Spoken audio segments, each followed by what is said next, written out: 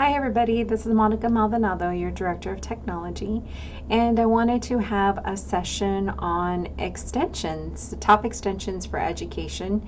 You go anywhere on YouTube and you are going to find a different list. Everybody has a different opinion, but here are some top extensions that I've compiled a list and we're going to see how many we can get through. So here we go. So why use an extension? An extension is a tool that you use on a Google Chrome browser that can make your experience for the browser much more efficient and productive. So you can notice that I have a lot of icons. These are all called extensions. So each extension has a different purpose. And so depending on the purpose, I will be discussing some of the top extensions today.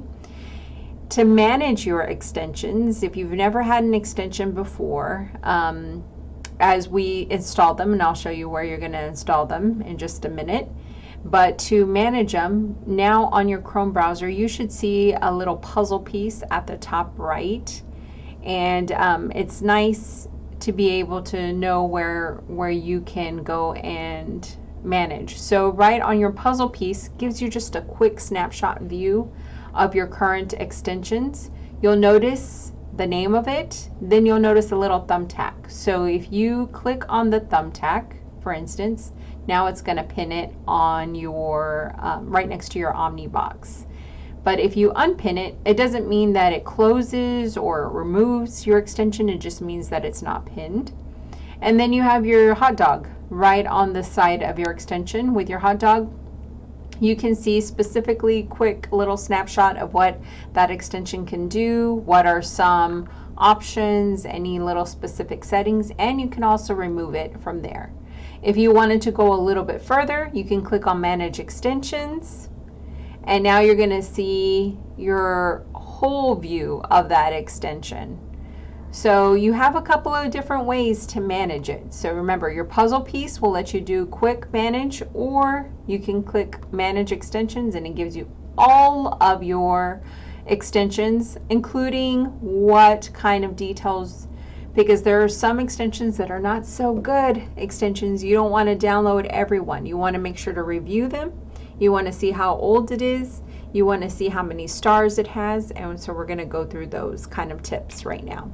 So where do you get an extension? So the easiest way is to go to your Chrome Web Store. So I just opened up a new tab and I'm going to type in Chrome Web Store. Press enter. In your search bar, you can see that you have some options. The very first one, if it doesn't say add, you want to make sure it says chromegoogle.com. That's the place that we want to go to. So here is where you look up your extensions. You'll notice that it's already there sitting on extensions and it's already selected. So on a device, like on a desktop, on a Windows MacBook or a laptop, you'll notice in the Chrome Web Store you can get extensions and themes. If you're on a Chromebook, yours will say apps, extensions, and themes. So what we're gearing today on is extensions. So I'm going to make sure that my extensions is selected.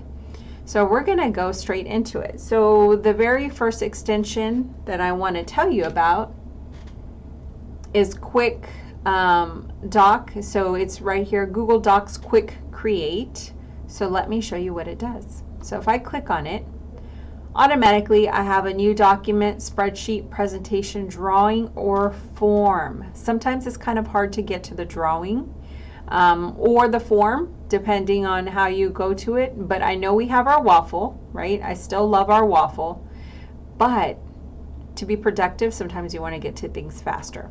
So the quick Google Docs Quick Create lets me just click on New Document and it opens up a new document, and the same with all the other apps. So if you like that extension, you would go to your Chrome Web Store and type in Google Docs Quick Create. Now you'll see that you have some options. You always want to make sure, like I mentioned, you have some ratings here. You have how many users you have and what kind of tool. So it is a productivity tool.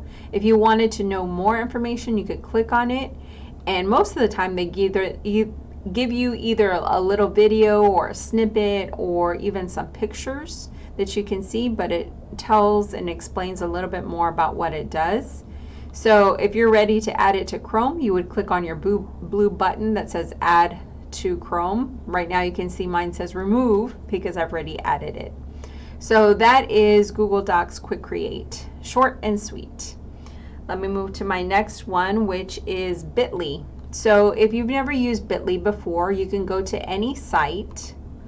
So say I went to my Mother Teresa site and I wanted to make this a Bitly. I didn't want my students or my parents to have to go and type in prizes/peace//1979. I could just click on my Bitly link. And now you'll see I have a Bitly, a shortened URL that I can send out that they could type in. The only thing that I tell you about this is to make sure that you let whoever you're sending it, your audience, is that if they are typing it, it is case sensitive. So for example, if I try, I'm going to leave this page open. Oh, I copied it. So if I open a new tab and I copy and paste, so if you send a link in an email, it's going to link them right to the page that you want. If they had to type it in, it is case sensitive, like I said. So uppercase F is uppercase F. Okay, so that is Bitly, and I love it. The other thing that I really quickly will recommend about this, you'll notice my extension up here, but what I also like to do is bookmark my page for Bitly, and the reason why I do that is so I can see all of my old Bitlys. So I'm signed in. You'll notice on my left hand side, these are all the short URLs that I've used recently. You can see how many clicks, if somebody has been clicking on it. So maybe it was something you created in Docs or something, or a site, one of your new classroom sites that you send out a link to. You can see how many times it's been clicked on. So I think it's an interesting fact. So I love the extension. It lets you, if for some reason it cannot, for example, maybe I couldn't get this site. Let me see if it would give me a shortcut to this site. You can see on some of the Google pages, it will not allow me to give a short URL to it. So if it doesn't, that just means that you don't have permissions for that.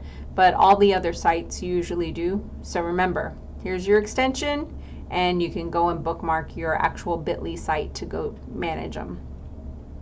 The next one is tab resize. So you see I have all these tabs. So this is what the icon, it's my third icon here. So if I click on that, I get some options. 2x2, 2x1, 1x2. So you know, on different devices, in order to split your screens, there's all kinds of extensions out there, but this makes it really nice and easy. So say I want 4. It's going to open up 4 different windows, and then I can drag out. Let me click on this. If I wanted to drag, make this one screen, make this maybe my YouTube, and it does it in windows for me instead of tabs as a safety measure. So that's the way this extension functions. So I really like that. If I click on it, again, I can undo. If I didn't like that setting, it brings everything back, which I love. But you notice that you can kind of play with it. So if your student is on a device and you don't want them to have to worry about manually having to say, I want it to go from this point to this point and another half of the screen, just click 2 windows and let them drag out which one they're doing their research from and which one they're typing on. So I love tab resize. Okay, so I'm just going to close out that window, and there we go. I could have done my undo, right? So the next one is Grammarly. If you've never used Grammarly before, I love it.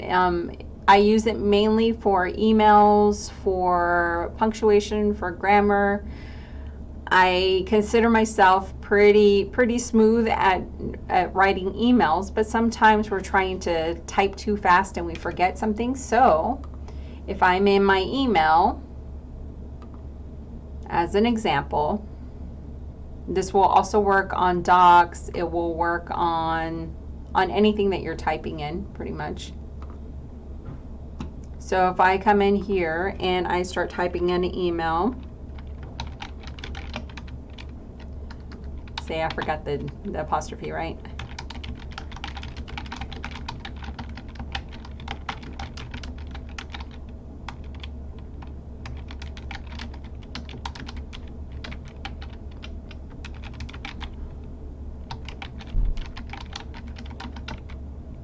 So you'll notice right away that I have some underline, and I understand there's usually autocorrect in docs, but this kind of takes it a little step further. You notice that there was not incorrect, spelled incorrect, but it recognized that the sense of the word was not the right one. So I could just click on it and fix it. There's also premium features that you can use, and of course everything is kind of like freemium these days. There's a free version and there's a premium version, but I love the free version. So if it's something that you have to worry about punctuation and grammar and simple sentences and things like that, Grammarly is something that you should definitely look into. The next one I'm going to show you is Save to Google Drive. So it's simple. It saves it to Google Drive. So if I'm working on an image, for example, if I'm looking for a sun, of course, right, you have to think of the copyright. So I went to my tools, I checked out my Creative Commons, and say I wanted to save this picture. So I would right click on it. And now instead of save image as, I can just save it straight to my Google Drive. So I don't have to save it to my computer and then upload it. It takes out that step, which I love. I think it's so much easier for our students if we teach them these kind of tools. The other really cool thing about Save to Google Drive is if I was on a site that, let me just pick a site, and I wanted a quick screenshot of it, I could just click on my icon and you're gonna see it working a little bit, and all of a sudden you get a little dialog box up here. And you said e-learning resources. What did I didn't choose it to right click on an image, right? So what did it save? It actually saved the whole page of the document, which I think is really, really cool. So now it is in your Google Drive. So if you needed to do a quick screenshot, that's another way that you could do it. Okay, the next one that I wanted to show you was Pocket.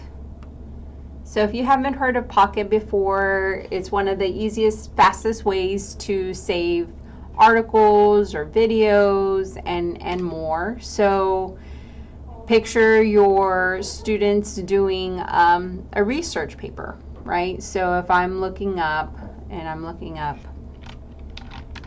Mother Teresa biography, and I go to a site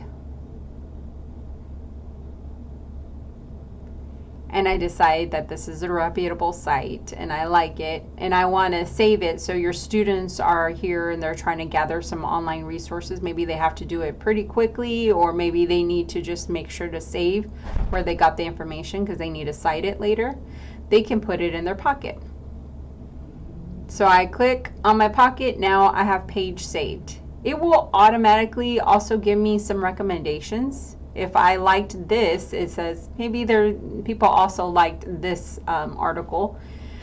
That there is a setting that you can do with these three dots to set those settings, whether you want recommendations or you don't want recommendations. So that is something that you can choose a preference for.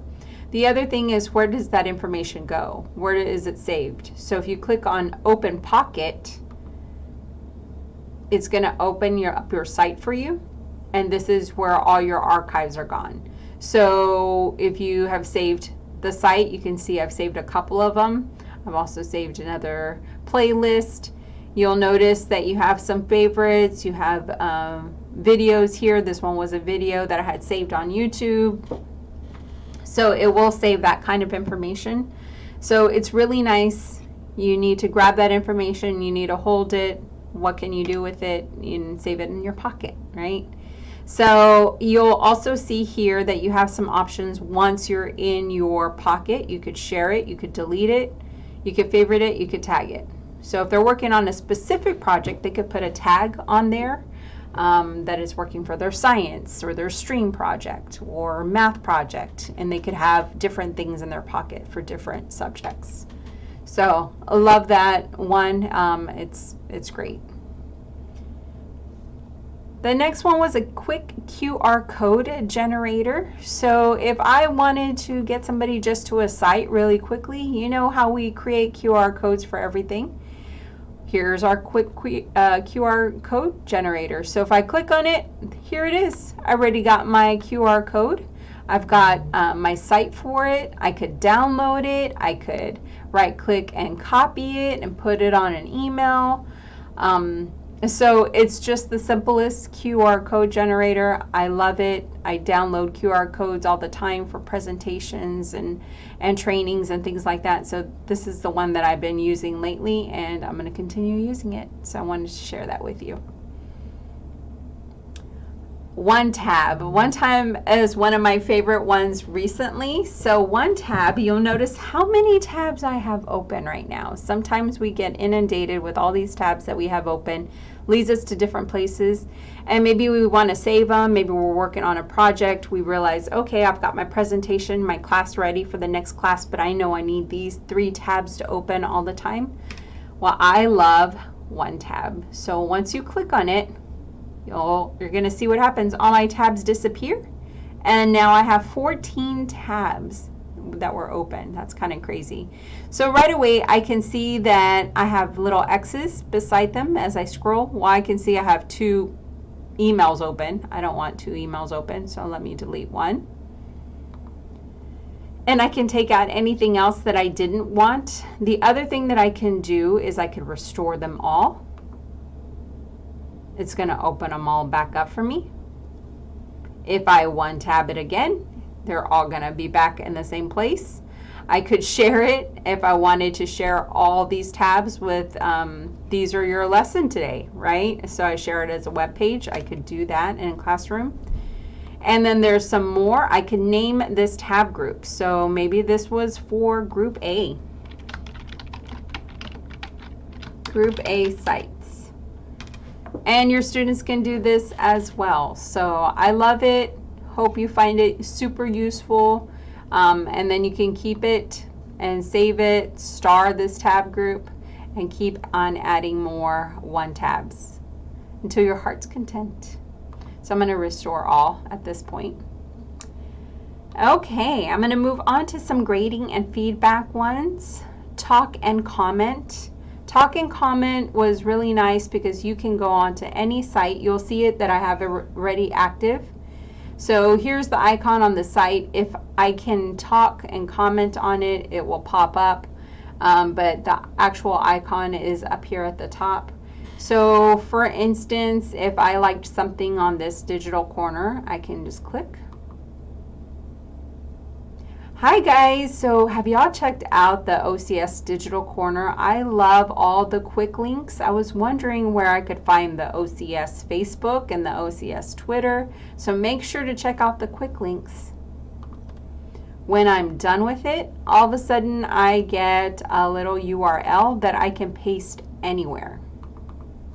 So I love this. I can copy it and I say okay. To hear it, you can play it back.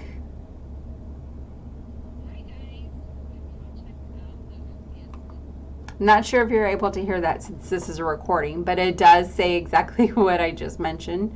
So if I wanted, I could say okay. I could head to my classroom and maybe do a quick little assignment. Check out OCS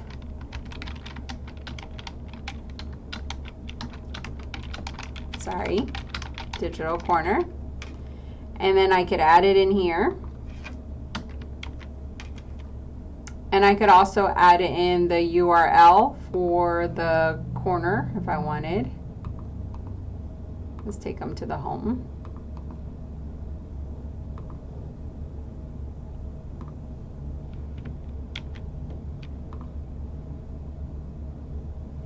And then I can post it. So on their side, if they don't have Talk and Comment, the extension, what they're going to see is when they click on the link or the little box, they're going to be led to a site that looks just like this, and they can still play it, which is really, really nice. And if they want to download it, obviously it gives them instructions on how to download it. But either way, they will still be able to access it. You can do it in an email if you're trying to send really quick something and you don't want to type out that email, some instructions, and you just want to be vocal about it. You can definitely do that. Sometimes emails, you can't really tell the tone, right? Not unless you're really reading into it. So the other thing that you can do, I love this for feedback. If you're in a class and you're trying to do some grading, you can go to an individual student, give them a real quick voice, and if they have Talk and Comment, they can do that back. Also, thank you, Miss Maldonado, for your comment. I do need help with fractions, or however they want. Sometimes it's easier for them to just say it instead of type it. Especially for the little ones, if you have them trying to respond to you, maybe they don't know how to type yet, they can put a little Talk and Comment and send you their little voice recording. So there's so many ways you can do it. Very last way that I'll show you is in a slide. So I know some of y'all have mentioned that you tried to put a slide together and you weren't able. Now Slides does have insert audio, so if you do use an online video recorder, feel free to do it. Some of y'all were having some issues on having that work. So a workaround is to just copy and paste your URL. Of course, this one is exactly the same thing. It just, I got fancy with it and I just found a picture, insert an image, I searched for a microphone, and now when I click on it, I made it a link. So I did Control K and I pasted my code in it. So once I present it or I send it out to them, if they click on it, they can see my little code and play it, or it will lead them to the site and they can hear it and then go back. So it's a workaround, but you can put it in your slides. Okay, so moving on from Talk and Comment, Screencastify. So Screencastify, if you've never used it before, I love it. I was a big advocate for it, and then it kind of flipped, and so now it is 5-minute unlimited videos. So your limit is 5 minutes. You can say a lot in 5 minutes. And so if it's a quick little feedback for your student, it's great. So let me give you an example. We'll see how this works because it's a video in a video. I don't know if it's going to work. So you can choose browser tab if I wanted to just choose one of these tabs to focus on, or I could do my whole desktop. Or I could even do webcam only and record myself just talking straight to the webcam. I could also embed my webcam, just like you've seen the little pictures, just kind of how I'm doing right now. What I'm using is Loom because I knew it was going to be longer than 5 minutes. So, but once you click record, it will do a 3, 2, 1. And you can record what you're trying. You can do your screencasting and point to the areas that you're showing your students or teachers or parents, right? So you can do that. The thing I love about it is it goes directly into your Google Drive. So you don't have to worry about downloading it to your PC or your Mac and then uploading it. It goes straight into your drive. Once it's saved, it will give you a link you can share out. You can download it. You have so many options. So definitely check out Screencastify, and then you can click on your recordings if you ever need to reference back to them. And it doesn't give you a certain span of time. So those recordings are your recordings, so you can hang on to them. And then when a student is having the same issue, you can go and say, here, check this out. So you don't have to say it again, right? Okay, so that's real quick on Screencastify. Mote is another extension. So here's the extension at the top. So Mote, I've heard a lot of great things about, and it's mainly in your Google Apps. So I'm gonna head to my Google Classroom. So if I come in here and add a little class comment, you can see here's my Mote. So basically it's another kind of voice feedback system. So if I go into a doc, let's just go into one of these classwork.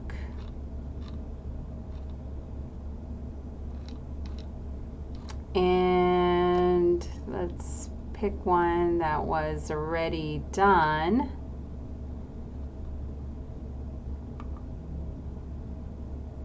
Oh, that was trying to pick a really quick book reflection. Okay, a real quick doc.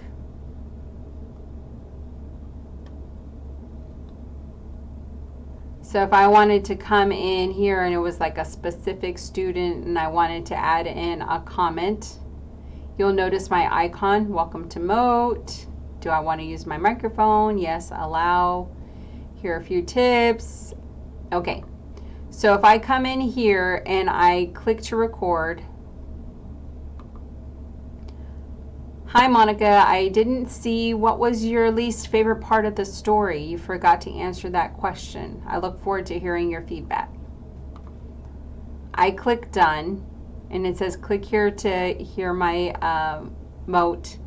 So if I click on my little pencil, it's going to allow me to review.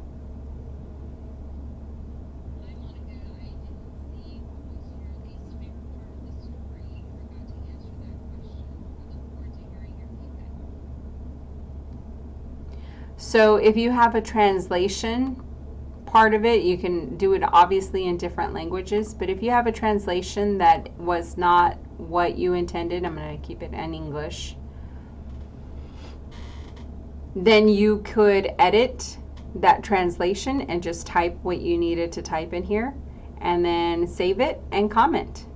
So here it is, Monica Maldonado left you a voice note, and so on the student side they would see it and they could answer back. So it's a quick way to give feedback. If you see somebody's working on something, you want to push them or push them further, like great job, you're on the right track, or oh, make sure that you read the instructions really clearly, look at the rubric.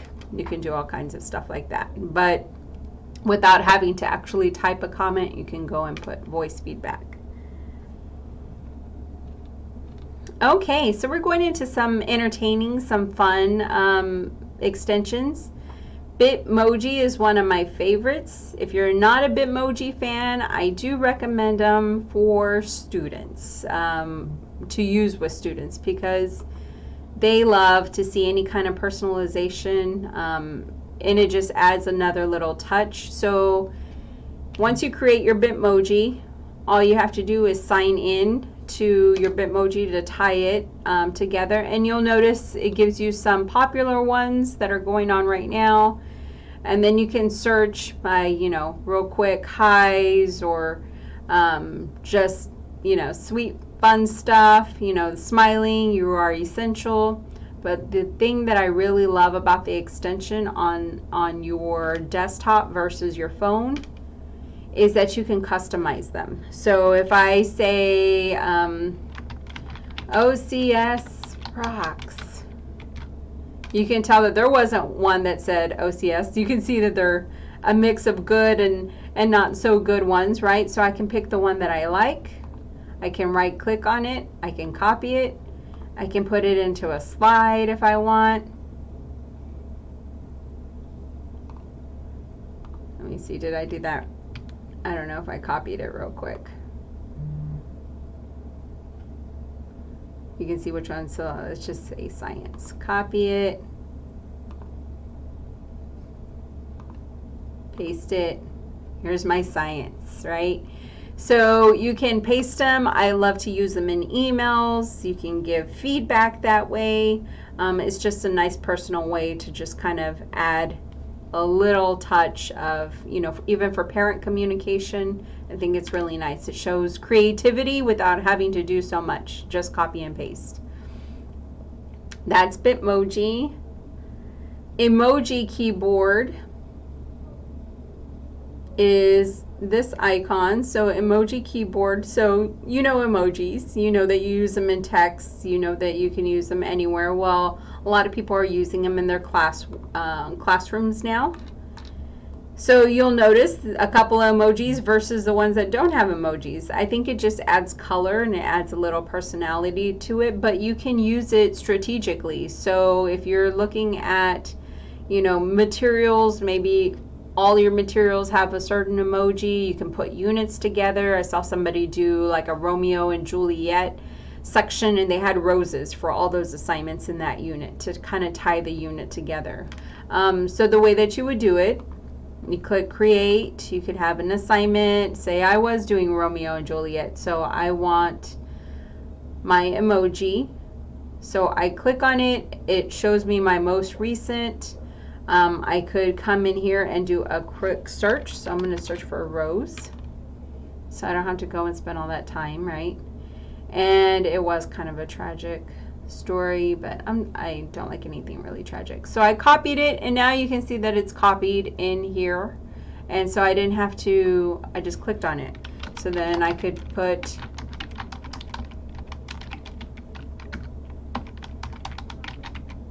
whatever text I'm going to do and so on, and set my parameters for it.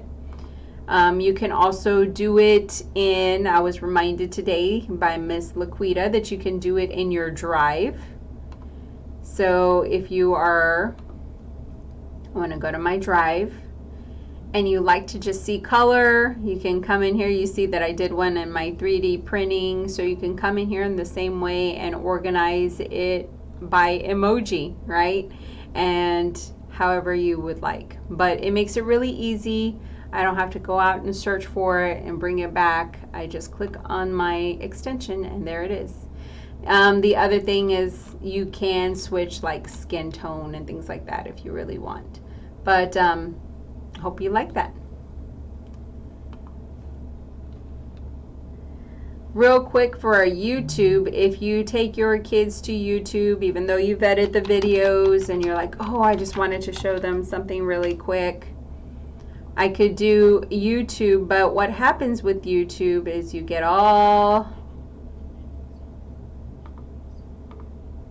you usually get all these other recommended, right? So, and sometimes you even get chat, so you have to hide the chat. But what's really quick is a turn off the lights extension. So if I click on turn off the lights, it blacks everything out, kind of just fades it out, so then you're just focused on the video that you need to. Obviously, if you're projecting it or you're showing it through a Meet, then you can show that tab and you can make it full screen. But if it's just something that you're just trying to do really quick and you tell your students, okay, focus on this video, but I want you to, you know, not see the background, you can turn off the lights and then turn it back on. Okay. The Google Meet extensions, I have a couple listed here on the agenda. They were Nod and Meet Attendance. If you haven't checked those out, check them out. I know Google Meet is going through a lot of new additions and with their features and a lot of different changes. So those will be rolling out in the next couple of weeks. So I don't want to spend a whole lot of time, and we've had some Google Meet sessions already, but definitely check out Nod and Meet Attendance. I've also included some extensions from another educator. His name is Mr. Cook, and he had 25 Chrome extensions. What I loved about his document, he really gave you the picture, the definition of it, and how it could work for you. So my big advice is choose the ones that you feel are going to work for you. Don't have to get every extension out there. There are some that you just want to have fun with, like this confetti one. Some people might not like confetti, right? So it might not be your cup of tea. If you like that, that is, I listed it here as an extra, and it has confetti. And so it's really nice. I think those are really nice little tips and tricks for your students to get them excited, celebrate their successes. How are they being in class? It's just a quick combination of the keys and you're good to go. I hope you like these extensions. There are some extras listed, but I wanted to do a quick video because of our training today, and hope you like them. Please let me know if you have any questions. You know how to reach me. You can email me at mmaldonado@diocesecc.org. Talk to you soon.